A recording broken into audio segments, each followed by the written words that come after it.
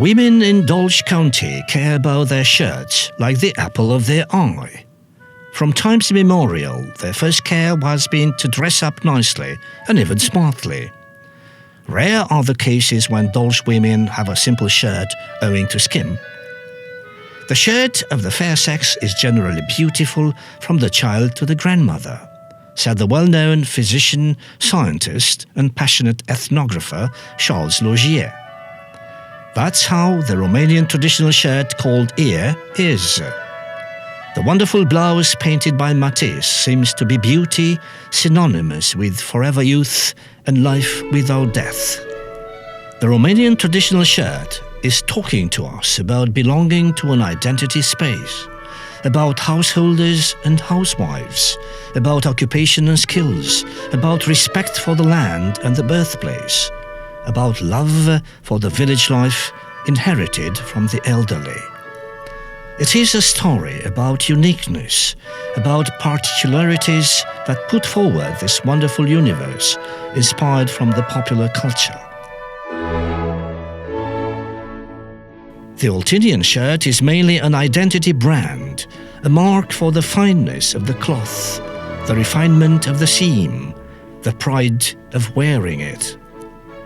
The traditional shirt renders the picture of the Romanian peasant's life, from childhood to old age, taking us through the most important moments of his life: wedding, christening, burial, and religious celebrations. Besides the holiday shirt, there existed in Oltenia ritual shirts too, for the deceased, for mourning, for the widow, the shirt of maidenhood, mother-in-law, groom, or godfather. The Altinian shirt differs from one region to another in composition, motifs, and colors, all these varying according to the age and stature of the woman within the family and community. It was proudly worn even in everyday life, in the fieldworks or household. The embroidered pattern has been the pride of Dabulen's shirt.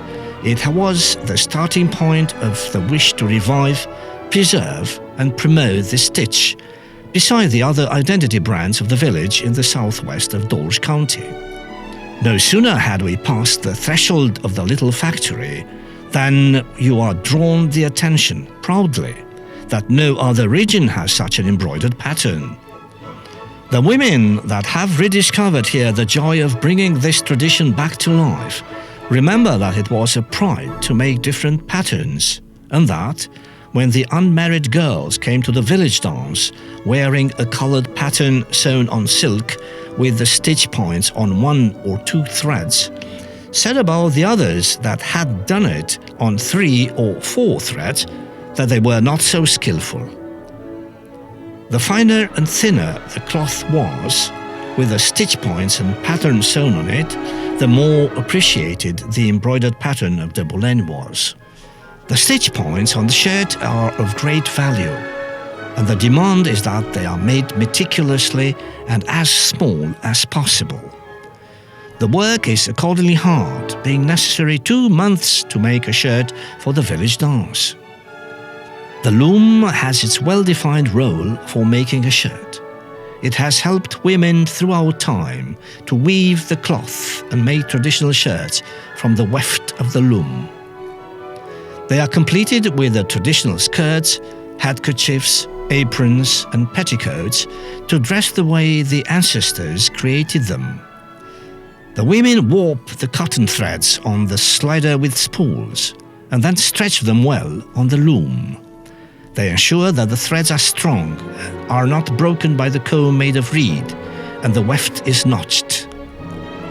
The women choose what they like to work on the loom, like skirts, aprons, the so-called handkerchiefs of Dabuleni, or silted quilts such as rugs, wall mats, or carpets, using spun wool dyed with onion and walnut leaves.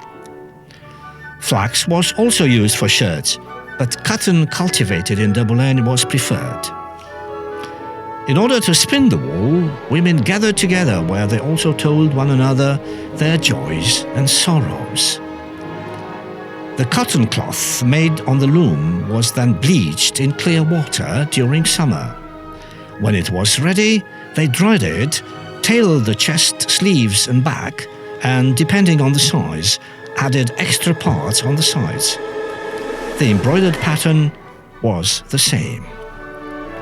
We find indulged the long shirt with a hem, and also the straight shirt with a sleeve tailored from the collar, while the embroidered pattern is tailored in one piece. The latter lacks the crease, while the streams of the sleeves are separated from the pattern by an empty space of white cloth. The shirt has slight creases at the neck. The woman's dress indulged is completed by a split skirt associated with an ornamented apron in front called perestelka, both of them worn over the hem of the shirt. Men wore white shirts embroidered on chest with white silk, tight trousers of woolen baize, white waistband woven and embellished with ornaments, long fur coats, fur caps in winter and hats in summer, and pigskin footwear called opinkas for the feet. The shirt is straight with a narrow collar and a wide sleeve down of an archaic type. There were also worn inset shirts with a turned-up collar and the sleeve tightened on a cuff with a ribbon. Men's shirts are decorated on the collar, chest, sleeves, cuffs and hems with white embroidery or colored streams of red and black. The decorative motifs were stitched in silk or loose cotton. Wool and hemp were used more rarely. The charm of Dabuleni embroidered pattern is given by the harmony between color and seam. The hues were even nicer when the plants that were used to get the colors from were soaked in salt, vinegar and cabbage brine. Up to the 1940s, the national costume was considered a wedding dress for the woman. They used it even 20 years later when they went to the well to take water in brass baskets. The wedding traditional shirt was made of raw silk. In the south of Altita, men and women wore a cloak in winter during the holidays, made of thick woolen baize adorned with embroidery on the collar and chest. The shirt has no season. It is worn in winter or summer. It is made of cotton warped and woven on the loom by the housewife. Men's shirts are large and have long hems without flowers and butterflies, except for the lads or young boys or newlyweds whose collars, chests and sleeves are adorned with embroidery called streams. It is called embroidered shirt with streams, and it is worn mainly during the holidays. The rest from the waist downwards is covered by the linen breeches, made also of home-woven cotton cloth or hemcloth, but the latter is rarely used, as the famous Charles Logier said. For its sake and the feeling of belonging to the place where he first saw the sunlight, loving his roots, the Romanian peasant wanted to die in his ancestor's shirt, woven on the loom. A longing for man's profound bond with his roots, for the beautiful and picturesque places where he was born, for ancient traditions and popular costumes made possible the appearance of a small factory in Dabuleni town called the Pearl of Dabuleni. Over here, the women that inherited and preserved alive the skill of sewing traditional shirts and weaving on the loom strive to carry on the unequaled beauty of these lands and of the people who wish to preserve their identity over time in its smallest details.